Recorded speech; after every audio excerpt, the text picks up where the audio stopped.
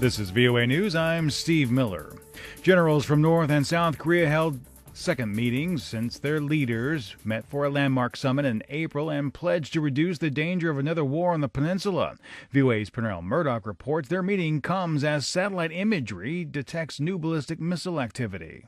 South Korea's foreign ministry said it was closely monitoring North Korea's movements after U.S. spy satellites detected renewed activity at a North Korean factory that produced the country's first intercontinental ballistic missiles. U.S. Secretary of State Mike Pompeo testified before Congress last week that North Korea continues produce vessel material. A senior U.S. official told Reuters photos and infrared imaging indicate vehicles moving in and out of the facility at Sanumdong. However, it does not show how advanced any missile construction might be.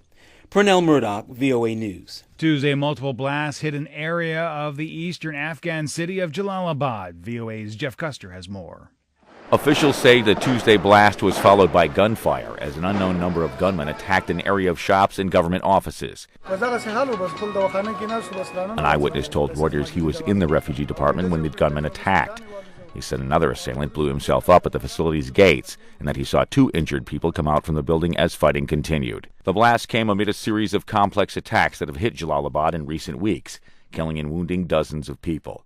Jeff Custer, VOA News. Monday, U.S. President Donald Trump said Iran must never be allowed to possess nuclear weapons, but I would certainly meet with Iran if they wanted to meet. I don't know that they're ready yet. Officials in Tehran have ruled out any talks with Washington, saying the United States has shown it is not reliable. Last week, Trump exchanged heated rhetoric with Tehran, warning Iran never ever threaten the United States again.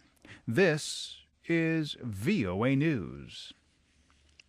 Zimbabweans are waiting for the first results from an election they hope will lift the country out of economic and political stagnation after decades under former leader Robert Mugabe.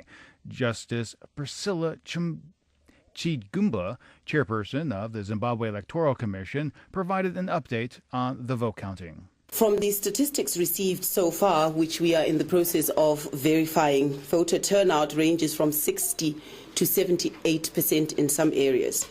The Commission has not yet received figures from a few remote parts of the country owing to communication challenges. Vote counting and collation are at various stages countrywide, with most of the polling stations having completed counting. She said official results would be expected sometime around 3 p.m. local time.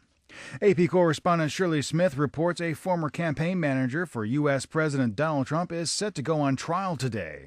Prosecutors lined up 35 witnesses and more than 500 pieces of evidence they say will show how President Trump's former campaign chairman, Paul Manafort, earned more than $60 million from his Ukrainian work and then concealed a significant percentage from the IRS. Prosecutors will also argue Manafort fraudulently obtained millions more in bank loans, including during his time on Trump's campaign. Shirley Smith, Washington. On Tuesday, Japan's Nuclear Policy Setting Panel approved revised guidelines on plutonium use. The guidelines, updated for the first time in 15 years, also urged Japanese utility operators to steadily consume plutonium reprocessed from overseas.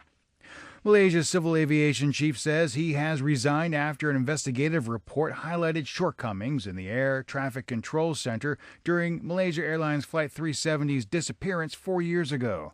The AP's Charles de Ledesma has more.